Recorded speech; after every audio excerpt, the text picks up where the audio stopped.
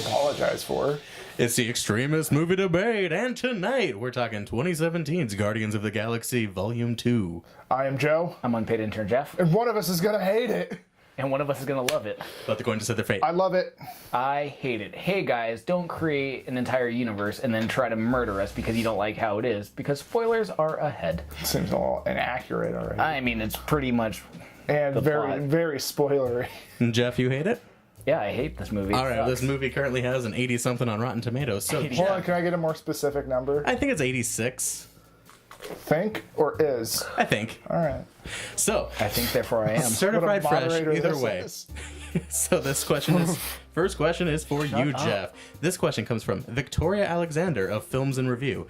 The best sequel in years, she says, though I didn't understand the plot or the dialogue. Can you please speak to the possible disadvantages of having only one writer and director for both movies, and how that potentially opens the door for convoluted plot and excessive smuggery? How much time do I have? Oh, you have 1 minute? Is that right? 1 minute. Can I go? Are you going? So, TikTok. I think what's good is having like one writer because you get one fluid storyline. What? I'm sorry, unpaid intern Jeff. You hate this movie? Yeah, and Would you guys like to just start over? No, hold on. I don't want to start over. I kind of do. No. We're not starting over. I don't understand that This is a question. positive review from this person? yeah. This is a positive review. Okay, continue. Well, I don't. I read this entire review. I'm Please so- don't do it. I'm so confused Okay. as to what they're asking right now. Well, It's more what I'm asking. no. Okay. Can you just repeat the question and have Jeff go from there? She says, the best sequel in years, though I didn't understand the plot or the dialogue. Can you please speak to the possible disadvantages of having only one writer and director for both movies, and how that potentially opens the door for convoluted plot and excessive smuggery? How much time do I have? You have 1 minute. Still. So I think the issue with only having like one writer is that, you know, you're not open to more ideas of this world, and you only get one person going, well, this is what I want, so this is what I get, and if I don't get that, I'm taking my ball and going home. And that's for this reviewer, like, yeah, no one understood the dialogue and no one understood the plot because it was so all over the place the entire time. Like, I don't understand what Star-Lord's motivations are. Like, you got Groot running around the entire movie, yammering on, going, I am Groot, being sad little Groot. Drax is doing God knows what, being a dick to women because, of course, like, men, like, he's showing his superiority. All right, Joe, you've got 30 seconds. Okay, so first of all, this is one of the most streamlined, like, easy to follow plots in the MCU. Basically, ACLU. Peter has always wanted to know his father, which we find out in the first one. He finds his dad. His dad's a deity. He is a god, basically, and he wants to spread himself to every single planet, but he needed two people to do the power, and they try to stop him. Like, that's the plot. And it just sounds like this person does not watch science fiction movies, so she doesn't understand fantasy and sci-fi dialogue. Jeff, you got 15 seconds. I completely disagree. Star-Lord didn't know his dad, but the issue in the first movie was him being upset that his mom died, and he goes to space to get away from his troubles because he's, oh, my mom died, brr. Like, I'm going to space, screw Earth, this is the planet that took from me the only thing I love. All right, Joe, this next question is for you. This comes from Kristen Lopez of The Young Folks. Disney and Marvel haven't learned the less is more. Instead, they subscribe to the Lego movie mentality of everything is awesome, no matter what. Can you please give examples of how adding backstories to an expanded cast lends more emotional weight than the quick shot of Rocket's back in the first installment? You have 1 minute. I thought there was quite a bit of good, like, well done backstory in the first one, and I think a lot of things are unspoken opposed to just overtly stated, and I think that's what makes the first one and this movie so much better, is because a lot of things go left unsaid, but there's enough of it that we can understand, we can infer the past of each of these characters. And this one especially, like you get a whole lot of backstory in Michael Rooker's character, and you understand that like he's got a lot of pain, and you understand his motivations for picking up Peter Quill. And no, I don't think like there's more in this movie. I think there's actually less in this movie compared to the other Marvel movies.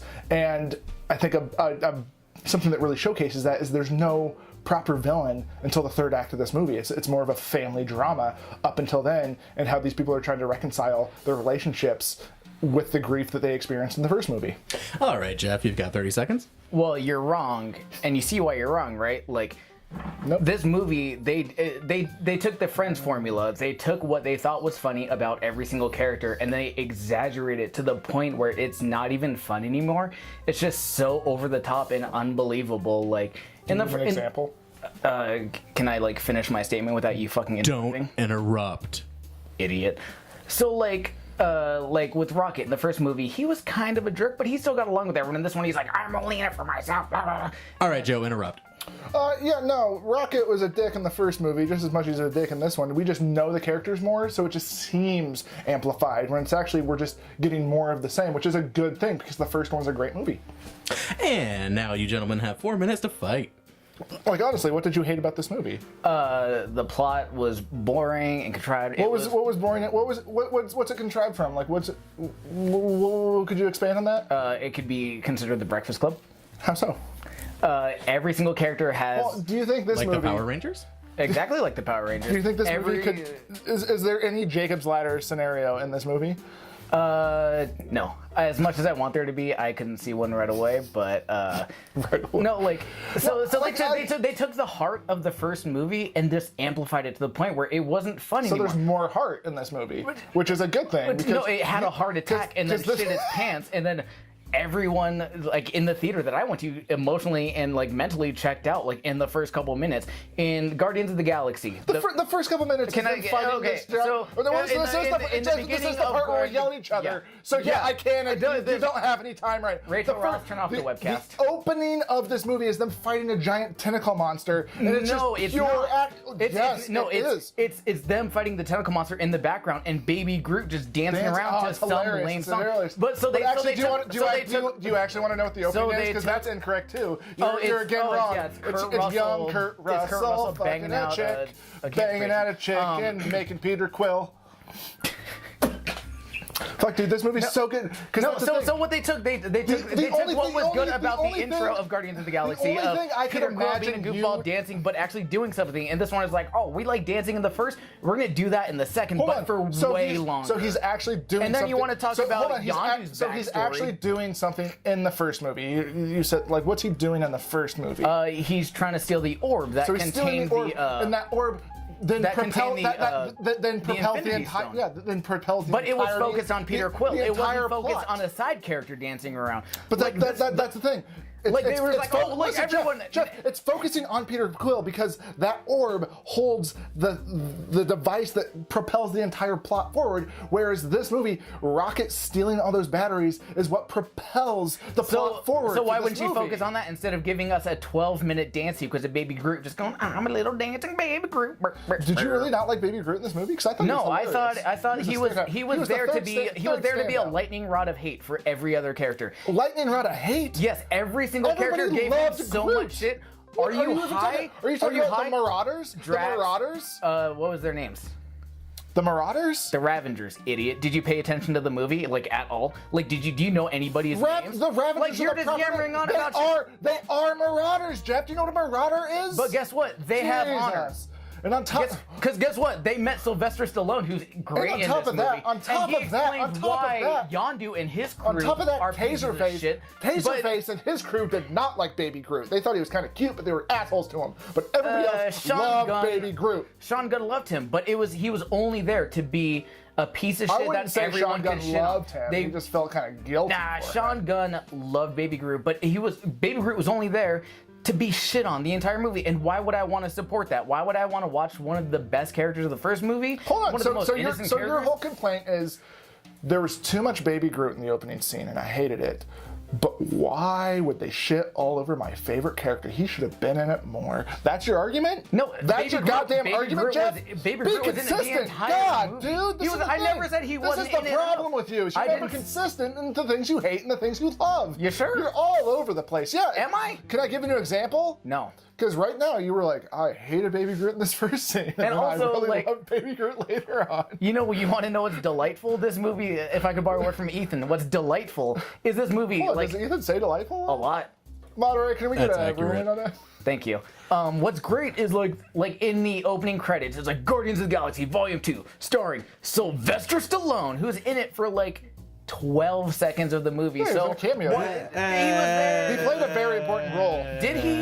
Yeah, I think he did. Yeah, because he embodied what Michael Rooker was shooting for. He was there specifically. He was reaching for the entire time. It was That's just- why. What'd you really think about the movie? This This movie's movie's garbage. great. Did you not No, like it? I love Oh, this okay. movie. I was gonna say, like, I don't know. I was not quite as taken with it as the first one. Like the first one, first watch through, Yeah. I was just like, fuck yeah, like Yeah. this movie's amazing. No, I was taken with it to the point where I say I was taken to with it. Like Oh, boy. I was super into it. Oh, Like, no, I mean, from the get-go. Well, like I really loved the first act. I thought the second act dragged, and then it like ended really strong. And I think on a rewatch, like I think the first one is gonna lessen each time you watch it. Like I still love that movie, but each time it'll be a little bit worse. And I think this one's gonna be the opposite. I think this one's gonna get a little bit better every time you watch it, because I think there's a lot more thematically going on in this movie. Yeah, I mean, I have very minimal complaints. The intro with Baby Dancing Groot was at one point I just kind of got bored, but outside of that, like it's To be fair, it's the title sequence. Didn't the first one open up with a dance number? Yeah, we talked about yeah, that. but it's I pretty zoned out. but it's pretty short and it like focuses on Peter Quill doing things. It's not just him walking in a circle while They are doing things though. They're fighting a giant tentacle monster. but it only comes in like every 45 seconds to a minute. No, It's- because yeah, it's then a pretty long Drax scene. falls on the radio that's But, like- providing the music, and then Yeah. you get into them actually killing the thing. But that happens after like 5 minutes. But I did like the opening sequence of like they didn't hesitate to immediately establish that Kurt Russell Russell's in was this movie? no, not only was in the movie, but was in fact Peter Quill's dad. Like they weren't like there's no mystery behind it. It's his dad. Take it or leave it. Like, well, that was my only problem with it, actually. Well, no, not that it was like definitely his dad. My problem was they're running away from this fleet of who are the gold people? What are they called? Goldbergs. The gold. So they're running away from this fleet of Goldbergs, and they go through this asteroid ABC? field, asteroid field, and it's really cool. And then right before they get like just murdered by like thousands of them, It's just Kurt they, Russell They, on they the- all blow up. the and 1 they- inch man. Yeah, they all blow up, and then Kurt Russell's like, "Hey, Peter, I'm your dad." She's like. Yeah. Like I feel like they've been around for a while because he heard about his son. Like Yeah. so, But Ego heard about his planet. son when he held the Wasn't- Infinity Stone. on was that Earth. his name or the planet's name? I think it was the planet's name. He's Ego. one and the same because he is the living planet. So I that guess that's is true. his name. But he heard about like Peter Quill holding the Infinity Stone, and it Yeah. seems like quite a bit of time has happened between that moment and the moment that he shows up. No, they don't really establish like a timeline. Yeah, like, well, they establish enough to where it's like they've had these different missions to make money because they're the Guardians of the Galaxy. So you know that much. Yeah. So that was my only problem. Is I thought it was too convenient him showing up at that exact moment. I could see the one thing people being upset about is this isn't your like typical like Marvel movie archetype of like here's the bad guy. They're gonna do mini battles up until the boss battle. This is like you said, it's like a family drama Yeah. up until the last act of the movie when they actually have to fight. But then it's still like you But know even then, it's do it like father and son. Yeah, Like, exactly. Like there is no villain in this movie. well, there is. It's Kurt Russell. But, Yeah, but you know, like, I'm going full Seth Rogen for this. Oh, you know, oh, there's no villain. All right, so high five, James Gunn. What'd you guys rate it? I would give this movie 9 out of 10. A lot of thunder. Yeah, 9 out of 10. A lot of thunder. Loved it. Almost cried. Can people like and subscribe?